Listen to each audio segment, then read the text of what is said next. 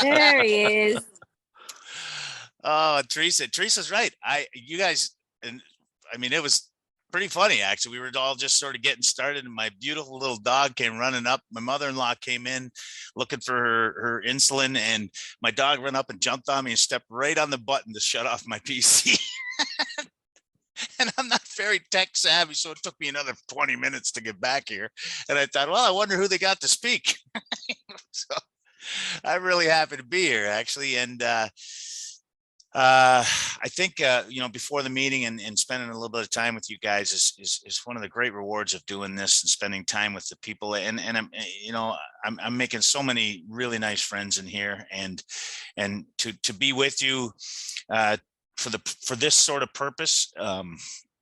I mean, that's abundance that I can never sort of repay. That's a value that I can never put an estimate on. And I just know that my heart is filled with gratitude, and I'm honored to be here with you.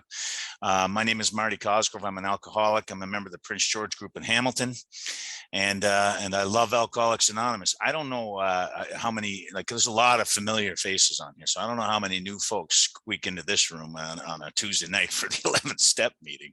But I got to tell you, man, there's been some good stuff on here in this last little while, and I feel sort of out of place. But then I started thinking about it today. Nobody ever points their finger at me in Alcoholics Anonymous or in the world and says, "Oh, look at that man. He's deeply spiritual. Look at that guy. He's a really, nobody does that. I don't get confused with anybody, who what's the word I'm looking for? But I want to also say is that what I am sort of often assessed as is somebody who does love this program and demonstrates how it can work. And that I am accused of. And what I wanted to share with you today, and you have Don last week, and you got Carl the week before, and you got people that have come on here. My friend John from Hamilton did the workshop. These are profound, deeply spiritual men who are able to deep down inside themselves reach in there and regurgitate experiences and information that can just bring you to your knees, and it's like fill you up. And I don't know if that's necessarily my role. I am a bit of a nut job, and I have this sporadic serenity, and I don't know if I'd want to be chill all the time. So I enjoy going off the beam and then being brought back to the beam, and then off the beam and then being brought back to the beam. And Mickey was introducing my topic. My topic was actually just we ask. It wasn't all that other stuff. It's just we ask God. That's my topic. And the other piece of that was I'll touch on conscious contact if there's time.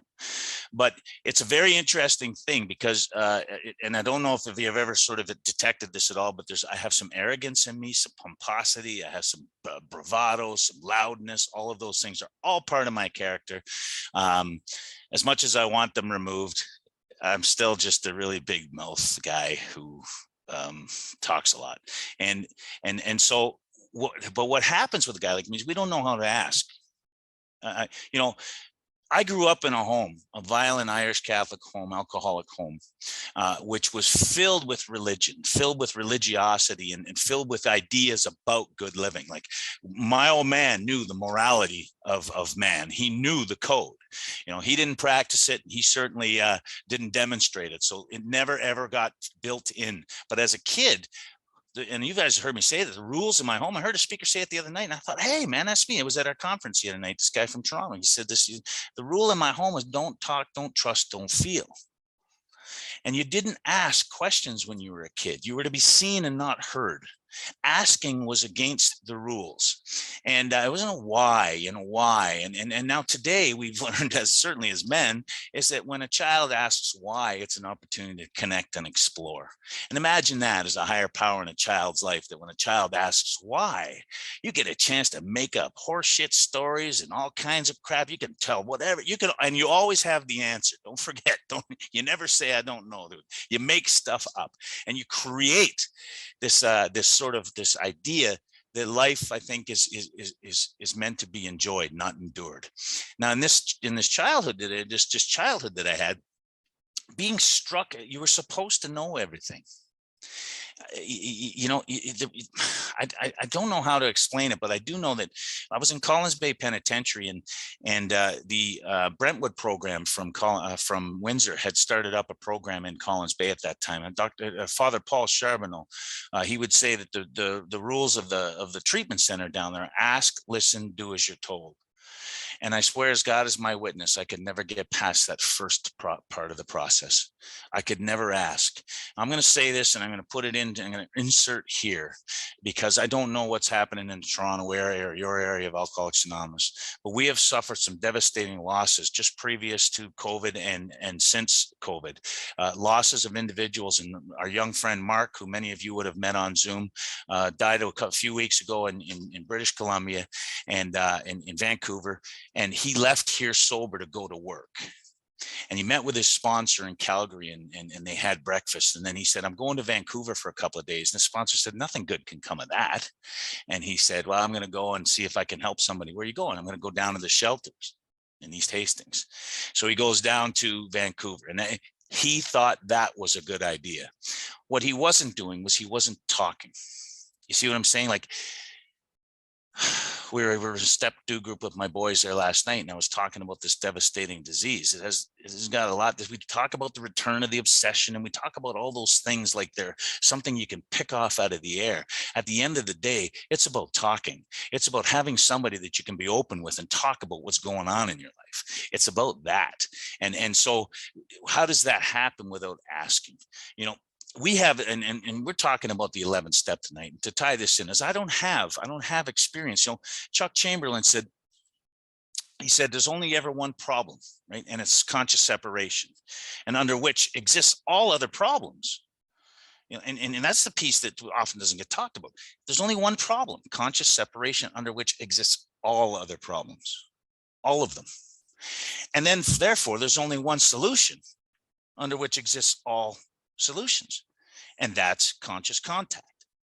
And so what happens is I come into this Alcoholics Anonymous program, I come into this life bullying my way through life, always thinking that you guys know stuff that I don't know. This is my personal disclosure about not being able to ask.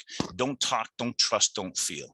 Not being able to ask the questions. I remember going in the Goose in the Millhaven Penitentiary, and the towers were up there with the gun turrets in it, and I'm 19 years old.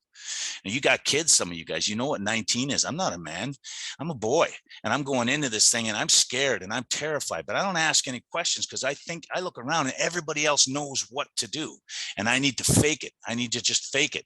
And so I go through my life with this persona. I'm not asking anybody anything. And I know a lot. That's before I, you know, well, not then. I was been drinking quite a bit, but I was like that before I ever took a drink. I was acting as if I knew. I could never ask. So we come into this thing, and we get exposed to a different way of life. You know, to sort of insert my own personal spiritual experience was, I was 23 years old. I was in a jail cell for the last time, I might add, and I screamed out for help, and I dropped to my knees, and I said, I don't want to live like this. I don't want to live like this anymore. And I heard a voice say, you don't have to live like this anymore. And that was July the 16th, 1987. I had a profound barn burning spiritual experience in that jail cell that changed my life. It absolutely changed my life. And then I set about this Alcoholics Anonymous trip with the same process that I had always existed in my life. I became aware of the presence of God, but I had no awareness of God. If you understand what I became aware, it's like I heard the other day. It's like you can know a doctor, but you can know there's a God, but I had no connection to this God. God came to me, and from that point after, when I didn't even swear off or anything like that. These things were removed from me. This was absolute grace. There's no doubt about it. But I set about a sober life, trying not to be the bastard that I had been all those years. And as it turned out, I was less of one. And it accomplished the miraculous for my family, for my community, and all. And so my outsides were all saying, what a magnificent demonstration of change Alcoholics Anonymous has provided for this young man. And I'm still not asking any questions. You know, I sat around Alcoholics Anonymous meetings for 14 years, and I said I was an alcoholic. Do you know why? Because I didn't even know the questions to ask. I said it because you said it. You were sitting beside me, and I said it because you said it. I thought, I got a drinking problem. You're saying you're alcoholic. I'm alcoholic. That's it. I had no idea what the nature of my condition was, you know? So this thing about asking, you know, we grow in effectiveness, we grow in usefulness, we grow in understanding. But as a new person in Alcoholics Anonymous, it's not just we don't know the questions to ask. But what our books does is what our instructions are here in this thing is when we surrender to this thing through the first 3 steps, we're not going to the general public anymore. We're not going to other people. And we start getting introduced to this idea that we're going to ask something else, someone else, an entity, a power. We're going to go there. We're going to go there for the difficulties that we suffer from. We're going to go there for our consternation or our concerns. We're going to go there for our anxieties. We're going to go there with our gratitude. But what we get introduced to this stuff. The first place we get into says there's one who has all power. That one is God. And we ask this protection and care with complete abandon. That's the first time we get this we ask thing. And that's in our introduction to the steps. That's in our layout steps in our big book is that's where we're first introduced to it. We hear it read at all the meetings, the how it works is read at all the meetings. And we ask this protection and care with complete abandon. I heard that, read that many years and had not identified that there was something there for me to do, that I could see in there that there was something for me to go for. I had no idea of the image that I was going for. I had no idea about what I was going for. I just had this idea that I couldn't drink and go to meetings. That's what I had. The second time we see this is it says we ask God to help show the same tolerance, pity. Now this isn't dealing with resentments, so we know it's a number one offender. I'm only sober for a few weeks, and this is sobriety at 14 years. Now we have a process here that we're going to unfold, and we're going to ask God to remove these things. We're going to ask God to show them tolerance and pity that we cheerfully grant us 6 times. This is the next time we go to God and we ask Him. And isn't it interesting? Is that I'm doing this stuff because I've been instructed to do it. I'm doing this stuff because it's laid out in my literature. I'm doing this stuff because you guys shared with me that this is what you did, and I like the way you live, and so I'm going to do this. So we ask God to show us this stuff, and we're dealing with resentment here. The next one is if we trust infinite God rather than find us, we ask Him to remove our fear and direct our thinking. Now He's going to deal with our fear, the stuff that are blocking me from Him. This is early in sobriety. The stuff that's blocking me, I need to ask Him to remove that. I'm going to ask Him to deal with my resentment. I'm going to ask Him to deal with my fear. This is the first 2 things that we're going to talk about. It's on page 68. And then on page 69, it says, we ask God to mold our ideals. Now our sex conduct, our conduct with others, our life conduct in relationships, we're going to ask God in on that. So now I've got my resentment, my fear, my sex conduct, the stuff we know that blocks us from Him, conscious separation. We know what stuff blocks us from Him. We're getting exposed to this. And I've only been sober for a couple of weeks, a month, 2 months. This is what's happening. It's starting to unfold. We asked. These are not hidden words. Then it says on page 76, says, if we still cling, it says, we ask God to help us be willing, because I'm already not like, I'm not in a position right now that I know what it is that needs removal. I'm not in a position about my willingness might be waning. I don't know, but I need God to help me be willing. I got to ask for that. And then on page 84, it says, we continue to watch, and it says, when these things crop up, these resentment, fear, and sex conduct, that God, we went to God and asked Him to help us. When those things crop up, we're going to ask Him at once to remove. We're going to ask, please, God, take this stuff from me. And then it goes on to page 86. It says, before we begin, we're going to ask God. Now, this is what we're talking about today. So we've had this experience all through the steps. And isn't it amazing? I wrote this down here because on the step 4 fears, you know what happens when it says when we ask God?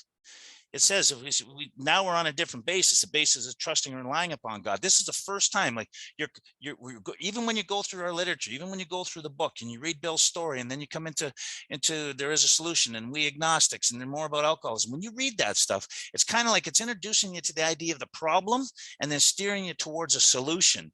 And it's not really sort of laying it right out there. But now when you get into step 4, it says, we come to rely. I've tried, and guys, this is my guilt, right? Working with others. I've actually tried to hide the direct implication of this step, not to frighten the guys that have taken through the work. You've done this 4 steps. So what they'll say to me is they'll say, hey, wait a second here. I didn't say I'm actually believing in that God. Now you told me as long as I could say that maybe there's something that was good enough. And now you're just shoving it in my face. And I'm saying, no, let's look at this. It says, you're an obstinate, unreasonable, anarchistic, selfish, self-centered alcoholic dick, and I've just given you a few instructions about what to do to get here, and you followed them. How does that happen if not a miracle? Because so can we just at least say that there's something working? And maybe, just maybe, you can see that there's something that can be relied upon here, and it's not you. And that's where I frame that up, right? And then it says we come to rely on it on page 87. So it says now we're on a different basis, the basis of trusting and relying upon God in the step 4 fears. And then it goes right over to page 87, which we're talking about things. We've come to rely on this. We begin to rely on it through our inventory and a fifth step. And then we're on a completely different basis. And then on page 87, when we're rocking into this sort of this 11 step, these ideas and conceptions, it says we've come to rely on this.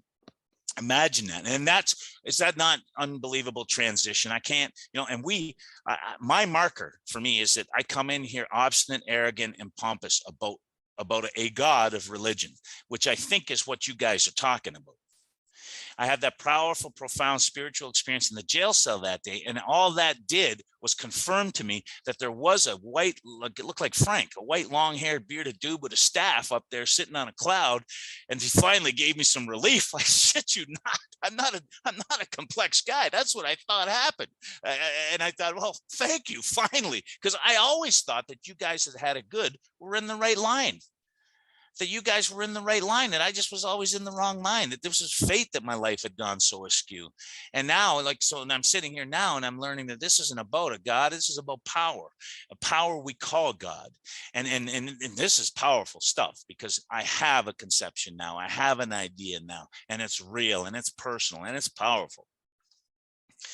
So when we're talking about this sort of we ask thing and we run through all that stuff, I can go on and on and on. On page 86, we ask for God's forgiveness. On page 86, we ask God for inspiration, intuitive thought, or decision. We ask. On page 87, we ask especially for freedom from self-will. On page 87, we ask for the right thought or action. On page 83, each morning, we ask in each morning a meditation that our Creator shows us the way of patience, tolerance, kindness, and love.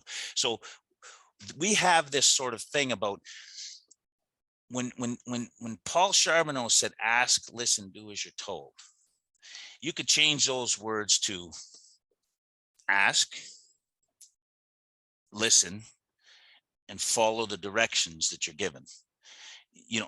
If you do that, that sounds just like AA. Unfortunately, we have blocks.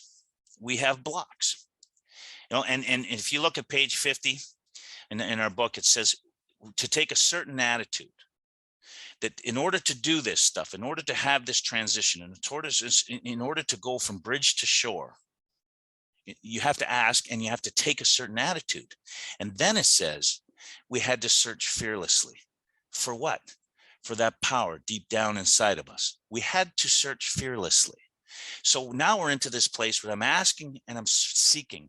We sought through prayer and meditation. I'm asking and I'm seeking. I'm constantly, I believe that every place it says in our book, we ask, that's a prayer.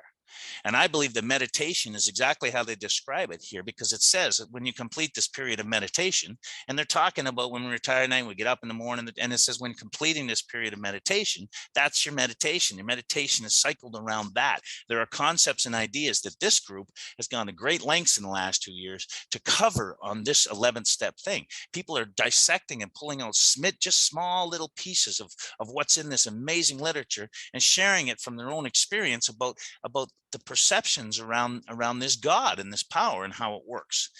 So we search fearlessly. That is exactly how the sort of the directions go with respect to putting us into this position of reception. You see, we know seek and you shall find. We know where that comes from. We don't say that in Alcoholics Anonymous. We say sought. And we're going to seek, and what? We're going to find anything. We're going to improve our conscious contact, which assumes that there's one already there. And I'm going to suggest to you that if you take that rough house framework that I shared with you for step 4 and 5 when you're working with new guys, especially guys that haven't got a God or have sort of shut the door on a God, and you take that position and you get them to this place, all of a sudden now there's some bargaining chips, because the change cannot be denied. Something happens inside of us when we follow the dictates of this program and of a higher power, something happens inside of us that becomes undeniable. You know, they taught my last medallion, my 35 medallion, says no later vicissitude. And if you know where that comes from in our literature, it's no later vicissitude. The brain tumor around my daughter's head, the rope around my middle daughter's neck, the difficulties in finances. Today, I had a very, very tough time with a client, the loss of friends and loved ones in Alcoholics Anonymous, you know, the death of my two parents, the death of my little brother, Casey, who's a lot of you guys have seen all over Facebook the last few days. No later vicissitude can shake this. You know, I see that, you know, I can see evidence of his grace, his power. I can see evidence of it when I go to Alcoholics Anonymous meetings, but I can also see evidence of willfulness and obstinacy and arrogance and pomposity and clamors, and worldly clamors. I can see evidence of that too. And the fact of the matter is that I have become awakened, a conscious contact. Conscious means awake.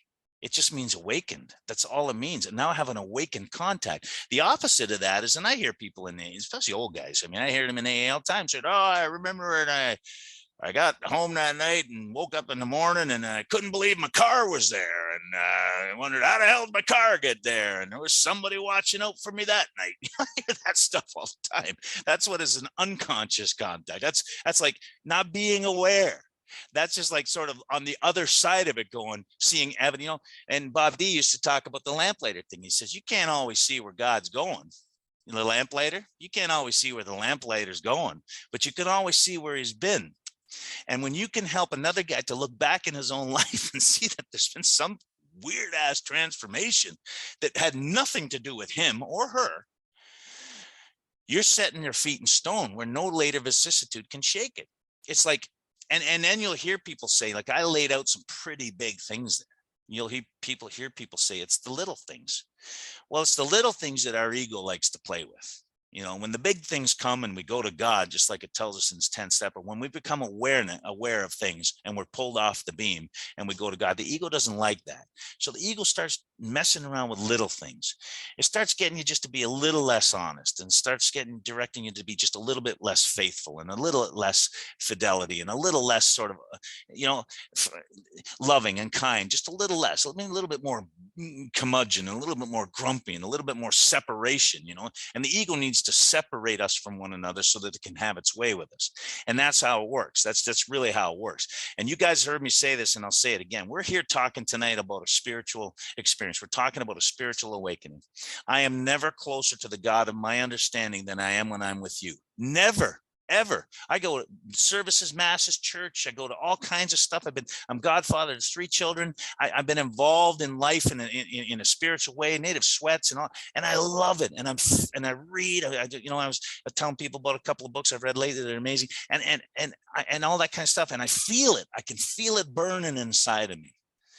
But nothing has the power inside of me. Nothing puts that power of God inside of me than when I'm sitting with somebody and the lights come on, and I know we talk, the veil is lifted, or that darkness, those gravestones in their eyes disappear, or hope emerges. Somebody says, maybe I can do this. And if you've been in that position, and I just got goosebumps and I could cry on that. If you've been in that position, then you know what I'm talking about. You know what I'm talking about. You skip home, you drive, whatever it was that was on you is not there. You know, this thing about asking and then driven to conscious contact. If I'm aware of God, so sought through prayer and meditation to improve my conscious contact. If my awareness of God is that, and sometimes it comes a lot better. Like, it's very easy to be resting on the mountaintops and being blown over by the glory of God and spending the entire day sucking in the cool air and recognizing what a magnificent power and omnipresence this God is. My awareness is high. My awareness is high. I work in the streets with schizophrenic, alcoholic, and addicts, and I grab a couple cups of coffee and I'll sit down with them as they're begging for your change. And I will sit and I will talk to them, and I'll ask them their stories. And sometimes I'm wondering where God is. I don't know how else to frame it. I know he's there in between us, but I'm thinking to myself, I can feel so blessed and so fortunate. And I know people in here who have done more remarkable things and done well in their lives, that I wonder where God is. And then every once in a while, and we were coming out of the Autumn Leaf Roundup on Saturday night, and a couple of rounders were sitting there drinking just outside of the Sheraton Hotel. And one of them yelled out, "Hey, Marty!" And I said, "Hey, buddy." He says, "I know you from the Kiwanis Club." Like that. And I thought, Kiwanis Club? What the hell is that? I don't even know what that is. I started talking with him for a while. He stops right in the middle of it. He goes, "No, you came to my house years ago. You're from AA." "Buddy, come here, right on, man, right on." And we had a little chat, and I just came out of a beautiful roundup filled with wonderful connection and fellowship. But that was the highlight of my night. That was the highlight of my night. And I went home and I got on my knees and I asked that man be safe, because he's been living on the street like that for years. And he goes 2 miles up the road, and you guys know the Hamilton escarpment. He just goes up, lives up in the trees, and he comes back down. And he was happy, and he had something going on. He was under the influence of alcohol. His spiritual malady has been treated for this night, and he was in good place. He was in good spirits, And so I got to spend a few moments with that guy in his relationship with his power.